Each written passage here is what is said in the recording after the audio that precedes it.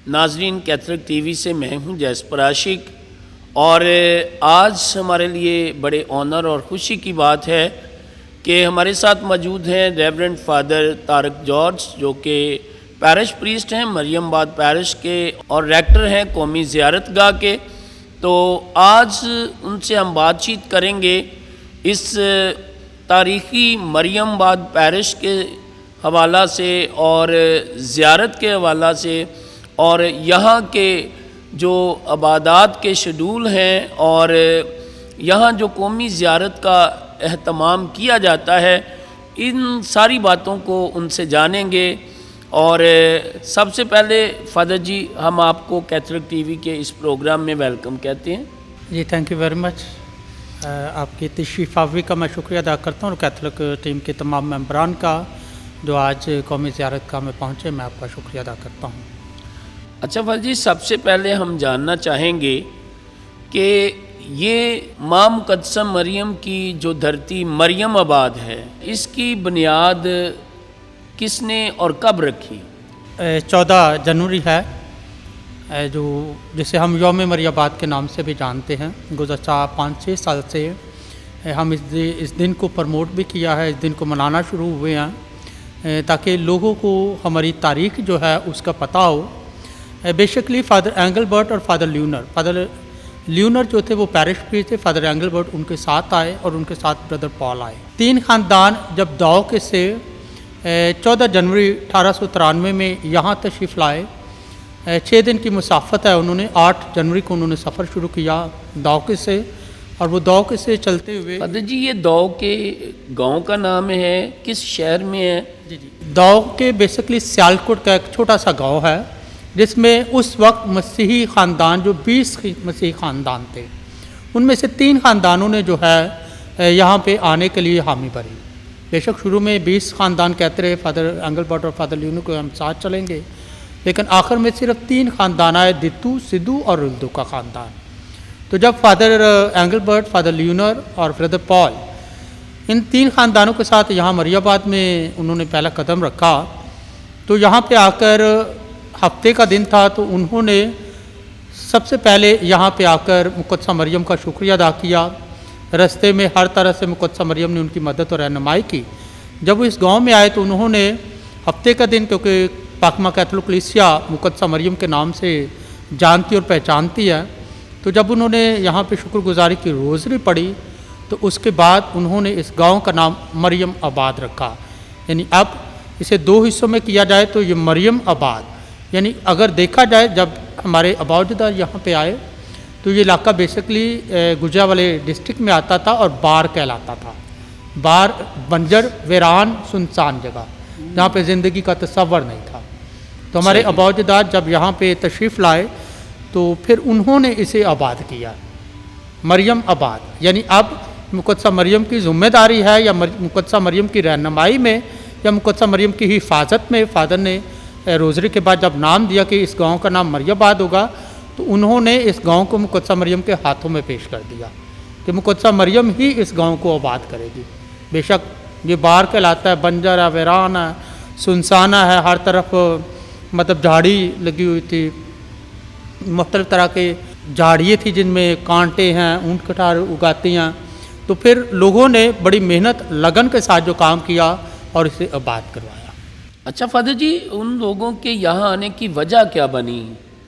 यानी इस गांव की जो बुनियाद रखी गई, इसकी कोई ख़ास वजह जो है क्या थी और तब लोगों के हालात कैसे थे? अगर उस वक्त के मसीहों को देखा जाए तो वो मुख्तलिफ़ तरह के काम करते थे। यानी मुर्दों की लाशें उतारना, ठीक है, मुर्दों को दफनाना, मुर्दा जानवरों की लाशें जो है चमड़ी उधेड़ना, ठीक है। इसी तरह जो मतलब कानून के तहत मुजरिम जो थे उनको फांसी की सज़ा देना। तो उस वक्त के बिशप मैनुअल फाइन बुश ने, काहनों ने ये सोचा कि हम एक कॉलोनी बनाते हैं जो सिर्फ मसीहों की कॉलोनी हो। इसीलिए यहाँ पे जो जगह खरीदी गई थी वो 27 मुरब्बे।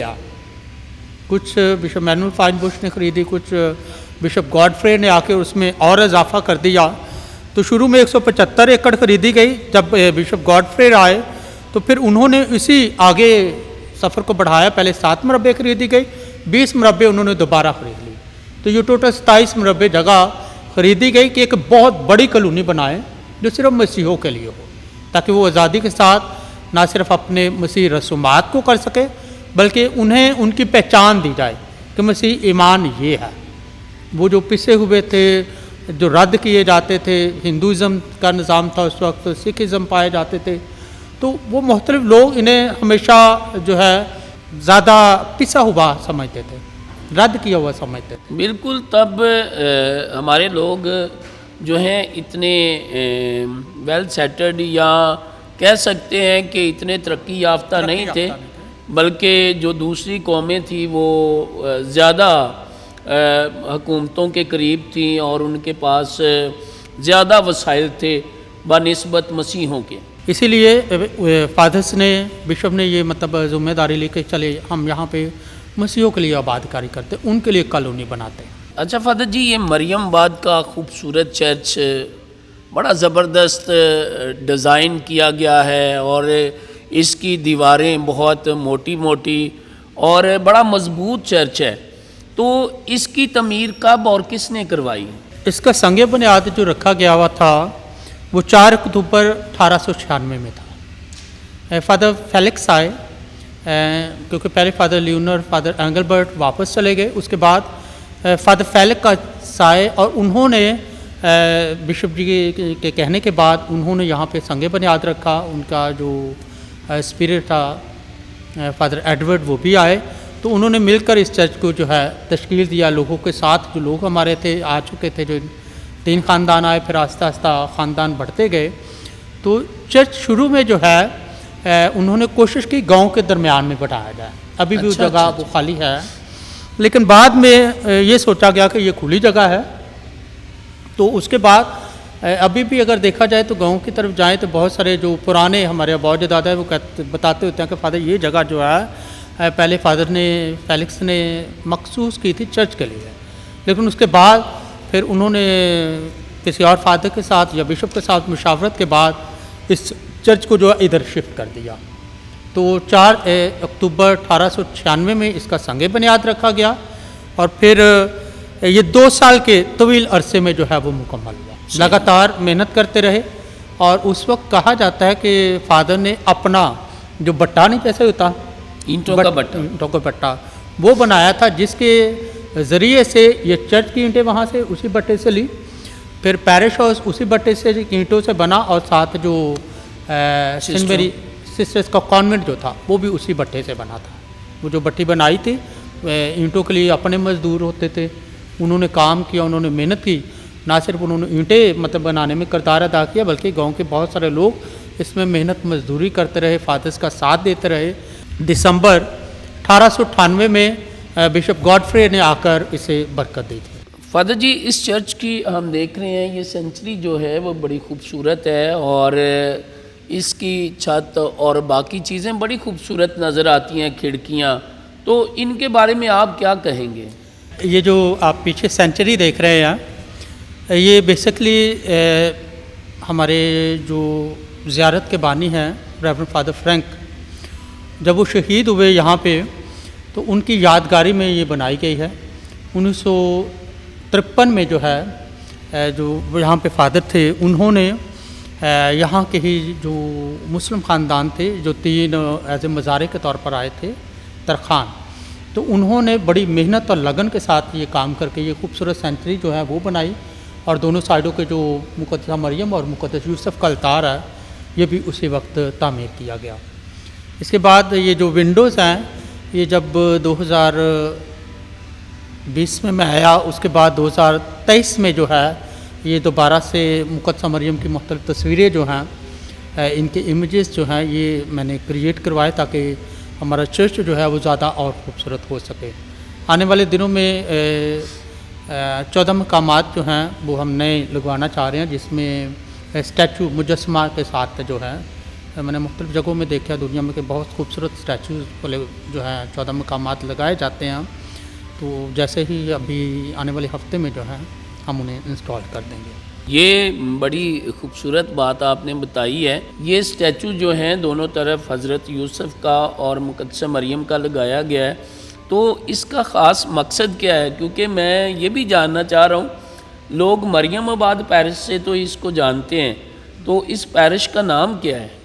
अच्छा, बेसिकली ये चर्च का नाम भी जो है मुक़द्दस यूसुफ और मुक़द्दसा मरियम के नाम से रखा गया। तो इस पैरिश का नाम भी जो है ये दोनों मुक़द्दसों के नाम पे है, मुक़द्दसा मरियम और मुक़द्दस यूसुफ का पैरिश कहलाता है। फादर जी, इस चर्च की इबादत के शेड्यूल के बारे में आप क्या कहेंगे? कौन कौन सी इबादतें जो हैं, जैसे रोज़री की इबादत, नवीने की इबादत और यूकरिस्ती इबादत, तो क्या शेड्यूल है इन तमाम बातों के लिए?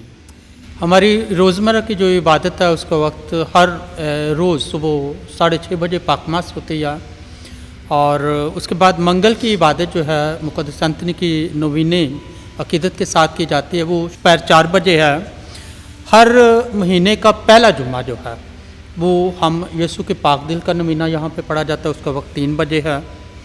इसके अलावा हर महीने का जो दूसरा जुम्मा है उसमें हम स्कूल के बच्चे जो हैं हमारे सेंट मेरी स्कूल के और सेंट फ्रांसिस असीसी स्कूल के बच्चों के साथ उनके साथ हम इंग्लिश मास करते हैं। उसके अलावा हर रोज़ डेली रोज़री जो है, क्योंकि हमारी ज़ियारत गाह है, तो ज़ियारत गाह से हर रोज़ की जो रोज़री है वो 3 बजे मतलब हम पढ़ते हैं।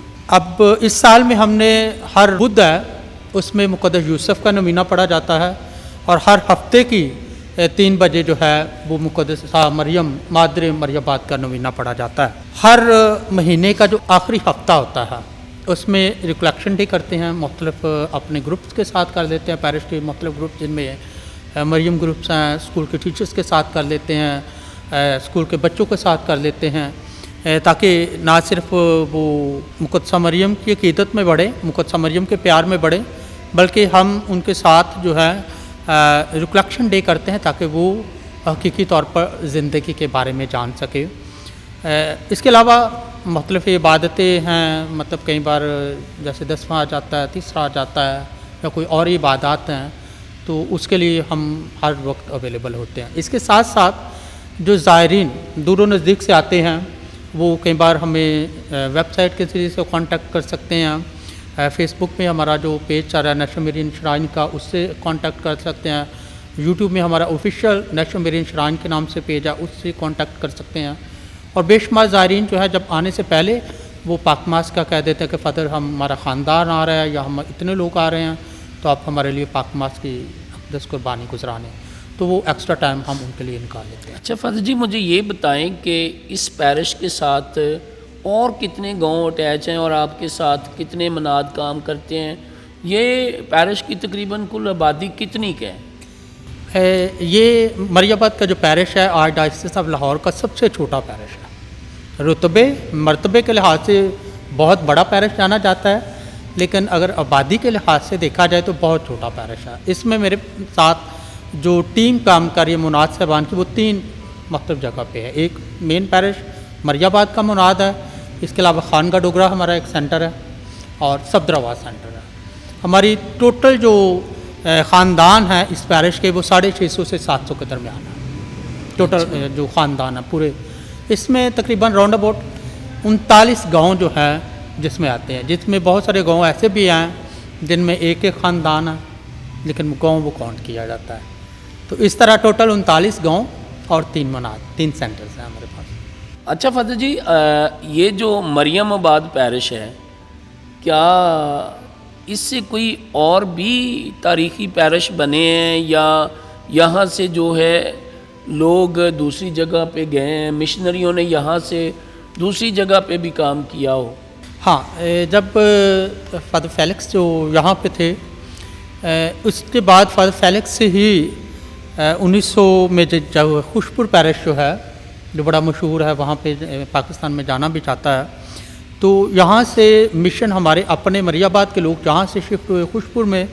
इसके बाद उन्होंने जो फैसलाबाद का इलाका आता है, एक फ्रांसिसाबाद, बिल्कुल वहाँ पे भी गए। उसके बाद अंटोनियानबाद वहाँ पे गए हैं। उसके बाद यहाँ से ही जो है रहमपुर पैरिश निकला है। उसके बाद जो सांगला हिल पैरिश है वो भी इसी पैरिश की बेटी है। इसके बाद जो है हाफिज़ाबाद पैरिश, वो भी इसी पैरिश की बेटी है। इवन फैसलाबाद डाई जो है वो भी इसी पैरिश की बेटी है। यानी यहाँ से मिशन जो है वो मुख्तलिफ जगहों में गया है। बहुत ज़बरदस्त बात आपने बताई है कि ये हिस्ट्री की बात है कि इस पैरिश से बहुत से पैरिश जो हैं वो आगे वजूद में आए हैं। और मरियमाबाद की जो सबसे ज़्यादा पहचान है वो है ज़ियारत मुक़द्दस मरियम। तो ज़ियारत मुक़द्दस मरियम के बारे में आप हमारे नाज़रीन को क्या बताएंगे, इसका क्या पस मंज़र है?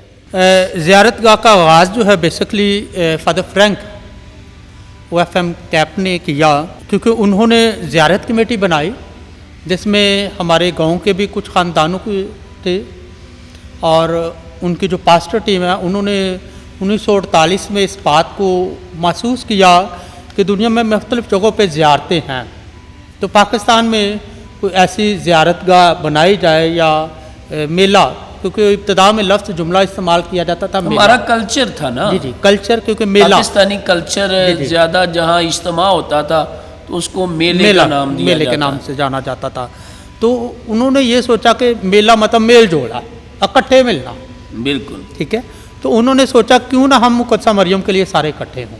तो 1949 में इसका आगाज़ किया गया और उसके बाद क्योंकि पहाड़ी जो है पहली पहाड़ी जो है वो 1925 में फादर ऑस्कार ने जो है पहली पहाड़ी बनाई थी और उसका पस मंज़र ये था कि 11 मार्च 1925 को जो है बिशप गॉडफ्रे ने उस पहाड़ी को भी बरकत दी थी, क्योंकि दुनिया में मुख्तलिफ़ जगहों पे पहाड़ियाँ थी। तो फादर ऑस्कार का ये ख्वाब था कि अगर बाकी जगहों में पहाड़ी है तो पाकिस्तान में भी हम मरियमाबाद की इस मुकाम पे पहाड़ी बनाते हैं। और जहाँ पे अभी पहाड़ी है एग्जैक्ट इसी जगह पे वो पहाड़ी थी। वो पहाड़ी बहुत छोटी थी। उसके बाद जब फादर फ्रैंक आए तो उन्होंने उस पहाड़ी में अमेंडमेंट की, थोड़ी सी तब्दीली की और उन्होंने 1949 में जो है वो मतलब उसको जो है अपनी ज़ियारत का या मेला जो है उसका आगाज़ किया, जिसमें हमारे गांव के मुख्तलिफ लोग जो उनके साथ मुख्तलिफ जगहों पे लोगों से मतलब जो चीज़ें मिलती थी उन्हें लफ्ज़ भंडारा बोलते थे या लंगर, वो बांटना शुरू किया। जो मतलब ज़ायरीन आते थे उनमें वो तकसीम कर देते थे। इसके बाद आहिस्ता आहिस्ता ये स्टेप बाय स्टेप आगे बढ़े। फिर 1975-76 में जहाँ पे तीसरी पहाड़ी थी जो पिछले चंद साल पहले डिमोलिश की गई है, वहाँ पे पहाड़ी जो है शिफ्ट की गई जो 1975 में थी। 75 या 76 में उस पहाड़ी का जो है वो तामीर की गई थी। अभी जो चौथी पहाड़ी है जो रीजनली बनाई गई है इस ज़ियारत गाह में, ज़ियारत कमेटी का जो आगाज़ हुआ वो 1975 में हुआ, जिसमें ख़ास कमेटी तश्कील दी गई कि बहुत सारे ज़ायरीन जो हैं जब यहाँ पे आते हैं, जब वो मुरादें मांगते हैं, जब वो मुक़द्दसा मरियम से गुजारिशात करते हैं, तो बेशुमार ज़ायरीन दिन ब दिन मुक़द्दसा मरियम की जो जन्मदिन है उस ईद के हवाले से दिन ब दिन लोग आना शुरू हुए।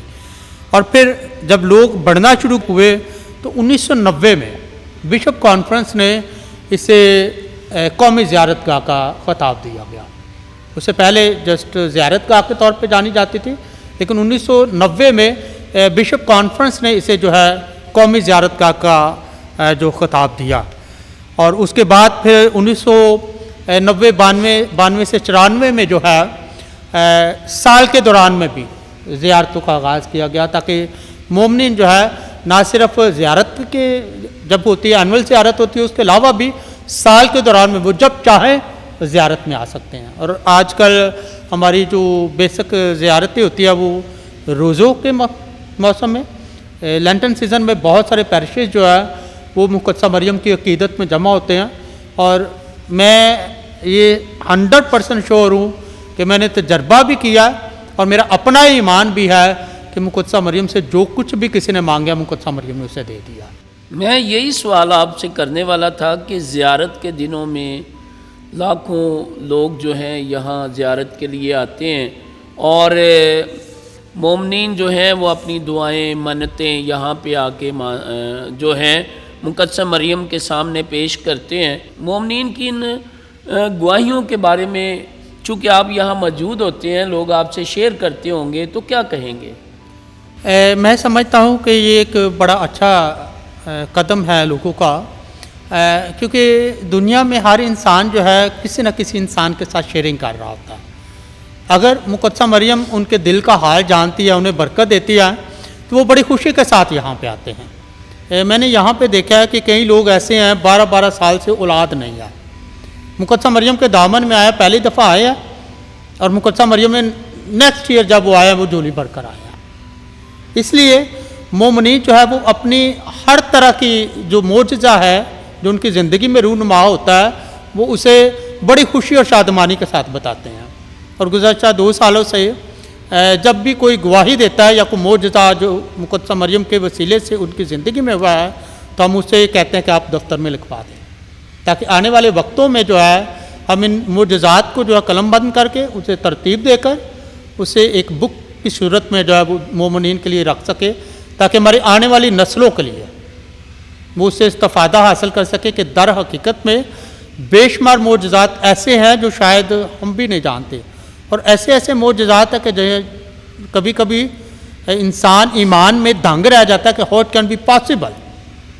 जो मैं मतलब जब लोगों की गवाही या मोजज़ात सुनता हूँ तो ना सिर्फ उनका ईमान देखकर खुश हो रहा होता हूँ, बल्कि मुझे भी अंदरूनी खुशी मिलती है, मेरे अपने ईमान में तक़वियत मिलती है कि वाकई वो काम जो इंसानी हदों से बाहर नज़र आता है वो मुक़द्दसा मरियम बड़ी ईज़ी से कर देती है। अच्छा फादर जी, आपने बात की कौमी ज़ियारतगाह मरियम आबाद की, तो आपने किस किस ज़ियारतगाह का विज़िट किया है जो बाहर के ममालिक में भी हैं? 2025 साल उम्मीद का साल था, और मैं समझता हूँ कि मेरे लिए भी बड़ी खुशी और शादमानी का साल था, क्योंकि सबसे पहले हम आर्चडायसिस ऑफ लाहौर का एक ग्रुप गया ज़ियारत के लिए जून में। हमने फ़ादर इरफ़ान फ़याज़ की रहनुमाई में बहुत सारे वहाँ पे मुक़द्दसीन की ज़ियारत की, जो 4 बसीलके हैं रोम में बड़े मशहूर है, इटली में, उनका विज़िट किया। इसके अलावा बहुत सारे दूसरे मुक़द्दसीन जो हैं उनके दामन में गए, जिनमें मुक़द्दस एंथनी ऑफ पादुआ है, मुक़द्दस फ्रांसिस असीसी है, मुक़द्दस क्लेयर है, उसके मतलब ज़ियारत के लिए गए।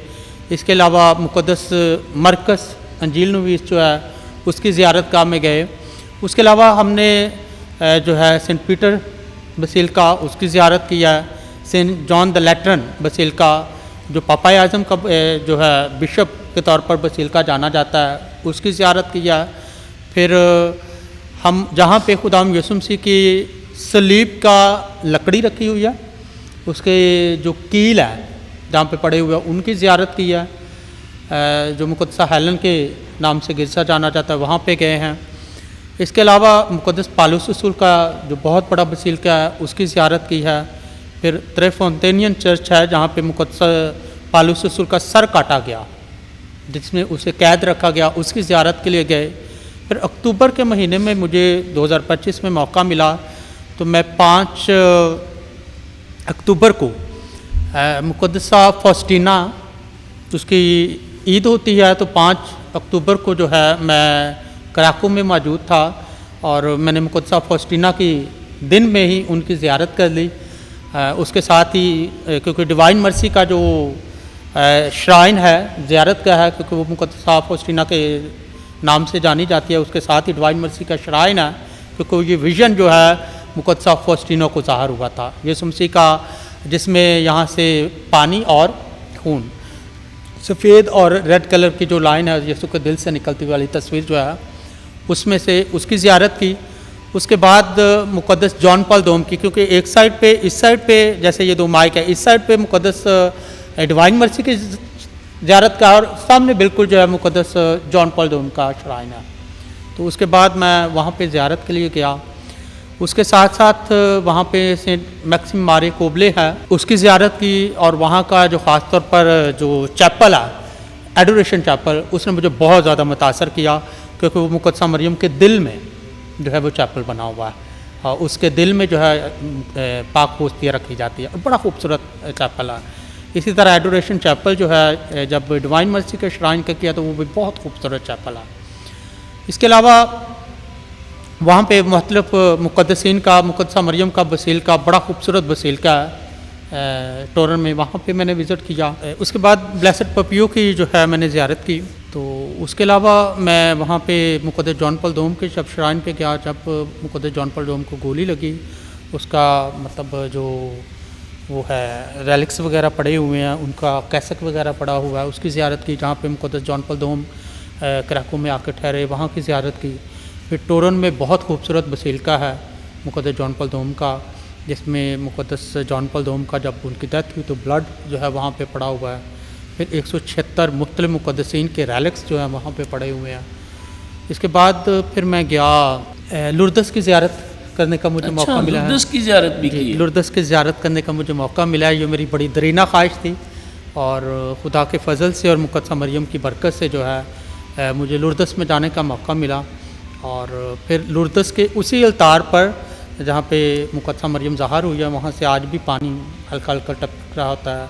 और वहाँ से फिर मैं पानी भी लेकर आया हूँ अपने मोमिनीन के लिए। और फिर उसी अलतार पर उसी शाम को जो है मुझे पाकमास करने का भी मौका मिला, जो मुक़द्दसा मरियम के लुर्दस के मुकाम पर पहाड़ी के बिल्कुल नीचे अलतार है, वहाँ पे मुझे पाकमास करने का मौका मिला। और जब मैं वापस आ रहा था तो तुर्की के शहर इफ्सुस में मुक़द्दसा मरियम का घर है। तो फिर मैं मुक़द्दसा मरियम के घर में, उनके घर में मैंने पाकमास किया। इसके साथ साथ ही फिर मैं इफ्सुस में, जहाँ पे मुक़द्दस पालूस रसूल जो हैं वो तबलीग करता रहा, इफ्सुस के मुकाम पे जो 431 में एक कौंसल हुई थी जिसमें मुक़द्दसा मरियम को थियोटॉक्स का नाम दिया गया, मुक़द्दसा मरियम खुदा की माँ। तो फिर वो उस जगह में मैं गया जहाँ पे ये हुआ। मुक़द्दस यूहन्ना रसूल जो है उसकी कब्र जो है वहाँ पे है, उसकी ज़ियारत की। फिर मुक़द्दस लूका रसूल अंजील नफीस जो है वो इफ्सुस में उसकी कब्र है, फिर वहाँ पे मैंने ज़ियारत की। तो ये सारी ज़ियारतें कर फिर मैं अपनी ज़ियारत का। ये तो देखें, मरियम आबाद की ज़ियारत की बरकत की वजह से आपने इतने मुल्कों में बड़ी ज़बरदस्त जो ज़ियारतें करने का आपको मौका मिला है। मैं समझता हूँ कि आप बड़े खुशकिस्मत हैं फ़ादर जी। तो अच्छा, मैं जानना चाहूँगा कि मरियम आबाद पैरिश जो है, इसकी जो मोमिनीन हैं उनकी फ़लाह के लिए, उनकी बेहतरी के लिए पैरिश ने कौन कौन से मनसूबाजात जो हैं वो बना रखे हैं? मरियम आबाद जब से 2020 से मैंने यहाँ पे अपना सफ़र आगाज़ किया, तो शुरू में पहला चर्च जो है मैंने मुन्ना बंगला का चर्च है वो तामीर करवाया। इसके साथ साथ सुखेकी का चर्च जो है वो तामीर करवाया है। इसके साथ जो है गोबिंदगढ़ का चर्च जो है वो तामीर करवाया है। किला मीरजमान का चर्च जो है वो मुकम्मल करवाया है। जैसे मैं आया तो उसे मुकम्मल करवाया है और उसे बरकत दिलवाई है। इसी तरह एक और हमारा छोटा सा गांव है नवा पिंड, उस साइड पे भी जो है वो काम शुरू करवाया हुआ है। तो इस तरह मुख्तलिफ़ काम जो है चर्चेज़ के हवाले से, या सफदराबाद के गांव में, सफदराबाद जो हमारी तहसील है वहाँ पे भी पहाड़ी बनवाई है। और अभी एक और पहाड़ी जो है वो हमारी चल रही है गोबिंदगढ़ में। तालीमी लिहाज से मैं 2 साल एज ए प्रिंसिपल रहा स्कूल का, तो उस दौरान में बच्चों की तालीम और तरबियत के लिए बहुत सारे काम जो करवाए।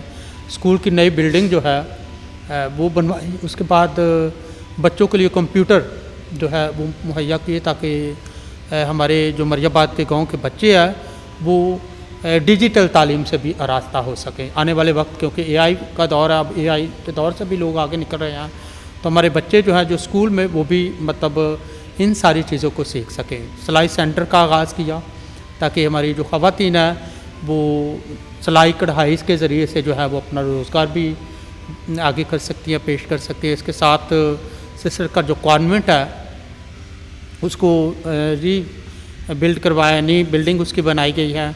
फिर रिट्रीट हाउस जो है उसमें पत्थर, टाइल्स और फिर पीसी के मंसूबा जो है हमने वहाँ पे किया है, अपने स्कूल में करवाया है। और पैरिश हाउस की बैक साइड जो है वो सारा का सारा उसे मतलब पीसी करवाया गया, ताकि आने वाले वक्तों में जो है जब भी हमारे काहिन आए तो उन्हें मतलब बेहतर माहौल। फिर फादर जी, ये आपके दौर में ये शेड भी बना, लाइट्स, और ये काफ़ी मेरा ख्याल है साथ ये दोनों जो रोड हैं ये मैंने वर्ल्ड बैंक से हासिल किया है। वर्ल्ड बैंक के जैदी साहब के साथ मेरी अच्छी कोऑपरेशन है और उनके तावन से ही फिर जो अपने ज़ियारत का के इन साइड में तकरीबन 30 को लाइटें जो हैं वो लगी हुई हैं, वो भी गवर्नमेंट पाकिस्तान से लिया, वर्ल्ड बैंक से लिया। जो रोड के टोटल आप देखें मरियाबाद की शुरू से लेकर आखिर तक रोड लाइट है, तो वो भी वर्ल्ड बैंक के तामन से हमने लिया। तो इसी तरह कोशिश ये करते हैं कि हम ना सिर्फ पैरिश की तरक्की के लिए बल्कि बाकी लोगों की तरक्की के लिए भी काम कर सकें। अभी भी गुज़श्ता 1 साल से हम जो हैं अपने जो नए रोड है मतलब सरगोदा रोड के लिए काफ़ी मेहनत कर रहे थे, और खुदा का शुक्र है, खुदा का फजल है कि उसका टेंडर जो है वो हो चुका है। तो मैं उम्मीद करता हूँ कि आने वाली ज़ियारत में तक वो रोड जो है हमारा मुकम्मल हो जाएगा, 8 किलोमीटर का रोड है। इसके साथ साथ गांव के लिए जो है एप्लीकेशन भेजी हुई है हमने पैरिश की तरफ से कि अगर गैस हमें मिल जाए, तो मैं उम्मीद करता हूँ कि गवर्नमेंट पाकिस्तान जो है इसमें भी हमारे साथ तावन करेगी। बिल्कुल, ये बड़ी आपकी कोशिश है अपने मोमनीन के लिए, ताकि लोग जो है अपनी बेहतर ज़िंदगी जो है वो गुजार सकें। अच्छा फ़ादर जी, मुझे ये बताएं कि मरियम आबाद पैरिश के लिए आपके मुस्तकबिल में क्या मंसूबाजात या ख्वाहिशात हैं, क्या मुस्तकबिल देखते हैं यहाँ पे? तालीम के लिहाज से अगर देखा जाए तो मरियम आबाद पैरिश में हम मुख्तलिफ़ काम जो हैं वो कर रहे हैं, जिनमें स्किल सेंटर्स है, बच्चों को जो बच्चे ड्रॉप आउट भी कर चुके हैं या मैट्रिक कर चुके हैं, हम उनके लिए स्किल सेंटर शुरू कर चुके हैं जिसमें कंप्यूटराइज तालीम उन्हें दी जाएगी। और इसके बारे में आने वाले वक्तों में जो है ये हम इसे ओपन करना चाह रहे हैं ताकि हमारे बच्चे जो हैं जो स्कूल छोड़ चुके हैं वो भी कम से कम कंप्यूटर की तालीम हासिल करें। नए मनसूबाजात में से हमारी ख्वाहिश में ये भी है कि हम शेड जो है ये आगे तक लेके जाएं। ये शेड कम बना हुआ है, तकरीबन 165 फुट इसकी लंबाई है और 106 फुट चौड़ाई है, और मैं ख्वाहिश रखता हूँ कि ये 165 फुट पीछे और चला जाए, ताकि जितने मोमिनीन जो हमारे दूर नज़दीक से आते हैं वो इससे इस्तेफ़ादा हासिल कर सकें, ताकि वो जब भी ज़ियारत गाह में आए तो उनके बड़े आराम के साथ, मोहब्बत के साथ जो है शेड के नीचे इबादत कर सकें। इसके साथ साथ हमारी में भी बात चल रही है कि शायद आने वाले वक्तों में हम जो ज़ियारत गाह में मुख्तलिफ़ जगहों पे पत्थर लगवा दें, ताकि मोमिनीन जो है जैसे अगर दुनिया के कहीं भी ज़ियारत गाह में जाएँ तो उसकी जब आप बनावट जो खूबसूरती को देखते हैं, मैं चाह रहा हूँ कि हम इसे ऊपर वाले लेवल पर लेके जाएँ। तो ये भी गवर्नमेंट पाकिस्तान के MP हमारे अपने हैं, गाँव के ही हमारे अपने ही सपूत हैं इस गाँव के, तो उनके साथ मैनुअल मानी से बात हो रही है। तो वो कह रहे फ़ादर आने वाले दिनों में जैसे ये धुंधों का मौसम ख़त्म होगा तो हम कोशिश करते हैं कि इसे और बेहतर किया जाए। तालीम के हवाले से मैं हमेशा अपने गांव के लोगों के लिए बार-बार ये बात कर रहा हूँ कि अब हमें वक्त के साथ साथ आगे बढ़ना है। मैं चाहता हूँ कि हमारे गांव के अपने डॉक्टर यहाँ से बने, इसी गांव में से बहुत सारे वकील निकलें, इसी गांव से बहुत सारे दूसरे शोबाजात में जाएँ। यहाँ के गाँव का जो बेसिकली पेशा है वो ज़राअत है, ज़राअत के साथ ज़्यादा लोग मुंसलिक हैं, लेकिन वक्त के साथ साथ वो कम से कम हो रहा है। इसलिए लोगों को हमेशा मैं मोटिवेट करता हूँ और मैं ख्वाहिश भी रखता हूँ कि हमारे लोग जो हैं वो आने वाले वक्तों में तरक्की के मनाज़र को तय करें और मुख्तलिफ़ शोबाजात में जो हैं वो आगे बढ़ें। Thank you very much father ji, आपने बड़ा ज़बरदस्त बताया है इस मरियम आबाद पैरिश के बारे में और कौमी ज़ियारत गाह के बारे में, और जो आइंदा मनसूबाजात आप अपने जहन में रखते हैं, तो बड़ी तफसील के साथ नाजरीन ने आज इस तारीख़ी गांव, तारीख़ी पैरिश और तारीख़ी ज़ियारत गाह के बारे में आपके वसीला से जाना है। हम आपके बहुत शुक्रगुजार हैं।